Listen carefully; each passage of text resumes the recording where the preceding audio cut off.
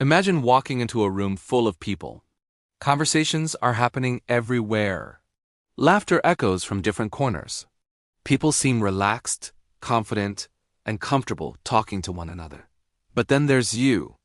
You walk up to someone, exchange a few polite words, ask the usual questions, and within seconds the conversation slowly dies. The silence stretches longer than it should. Both of you suddenly become fascinated by your phones or the floor or anything else that helps escape the awkwardness. If you've ever experienced this moment, you're not alone. Almost everyone has. From weddings and parties to work meetings and casual gatherings, social interactions can sometimes feel like a test we were never taught to pass. We know how to greet people. We know how to ask basic questions. But when it comes to keeping a conversation flowing naturally, many of us feel lost. For a long time, people believe that good conversationalists are simply born that way. They assume that some individuals are naturally charismatic while others are just awkward or shy. But that belief is wrong. The ability to hold engaging conversations is not a personality trait. It's a skill.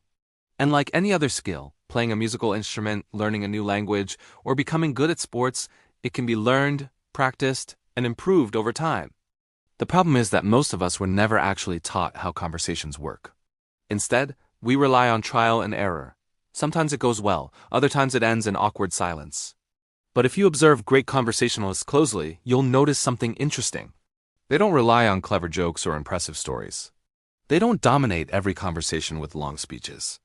Instead, they follow a few simple principles that make conversations feel effortless. The first principle is learning how to ask intentional questions. Think about the last time someone asked you a question that made you excited to answer. It probably wasn't something boring like, "How's the weather?" or "How's your day?" It was likely something that invited you to share more about yourself.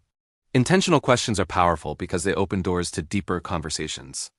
They encourage people to tell stories, share experiences, and express opinions. For example, imagine someone says they went golfing over the weekend. A typical response might be something simple like, "Oh, that's cool," and then the conversation stops. But an intentional question changes everything. Instead of ending the interaction there, you might ask where they usually play, how long they've been interested in the sport, or what got them into it in the first place. Suddenly, the conversation has somewhere to go. Intentional questions don't require you to be an expert on the topic. You don't need to know anything about golf, photography, cooking, or traveling to ask good questions about them. All you need is curiosity. When you ask thoughtful questions, you show the other person that their experiences matter. People naturally enjoy talking about things they care about, and when you give them that opportunity, the conversation begins to flow naturally. But asking questions alone isn't enough. The second principle is something even more important, and surprisingly, it's something most people struggle with: listening. At first, this might sound obvious. Everyone assumes they already know how to listen. But real listening is much rarer than we think. In many conversations, people are not actually listening to understand what the other person is saying. Instead, they are quietly preparing their next response while the other person is still talking. They wait for their turn to speak. And when the moment finally arrives, they deliver their prepared line, often missing the point of what was just said. Active listening is different. Active listening means giving the other person your full attention.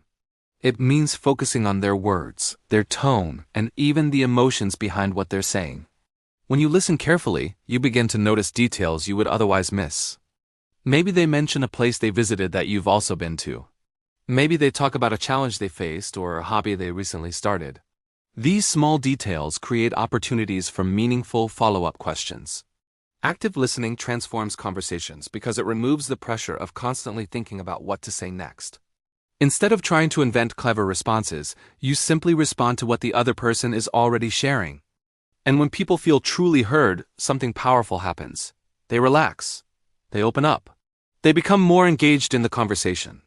But there's one more principle that turns ordinary conversations into genuine connections: finding common ground. Human beings connect most easily through shared experiences, interests, and values. Sometimes these connections are obvious. Maybe both of you enjoy the same sport, listen to similar music, or have traveled to the same place. Other times, the connection is less obvious and requires a little exploration. That's why asking questions and listening carefully are so important. They help uncover those hidden similarities. Once you discover something you both relate to, the entire dynamic of the conversation changes. The interaction stops feeling like a formal exchange of questions and answers. It begins to feel natural. You might start sharing stories, laughing about similar experiences, or discussing ideas that matter to both of you. This is the moment when conversations become enjoyable instead of stressful. Of course, not every interaction will turn into a deep connection. Sometimes conversations will still reach natural endings. There may still be moments of silence or pauses where neither person has something new to say. And that's perfectly normal. Silence in a conversation is not a failure. In fact, becoming comfortable with silence is one of the most underrated social skills. When you stop seeing silence as something awkward, you remove a huge amount of pressure from yourself. Conversations don't need to be constant streams of words. Small pauses give both people time to think and reflect. Over time, as you practice asking intentional questions, listening actively, and finding common ground, something surprising begins to happen. Your confidence grows. Not because you suddenly become a different person, but because you understand how conversations work. You realize that you don't need to be the most interesting person in the room. You simply need to be interested. When you approach conversations with curiosity instead of anxiety, people respond differently. They feel valued, they feel respected, and they enjoy talking to you. What once felt like a stressful social challenge begins to feel like an opportunity to learn about others and share experiences. And perhaps the most surprising discovery of all is that great conversations rarely depend on impressive words or brilliant ideas. They depend on presence. Being present means paying attention to the moment you're in, the person you're speaking with, and the story unfolding between the two of you. When you do that consistently, conversations stop feeling forced. They become natural. They become meaningful. And they often lead to connections you never expected. But there is one more interesting question worth thinking about.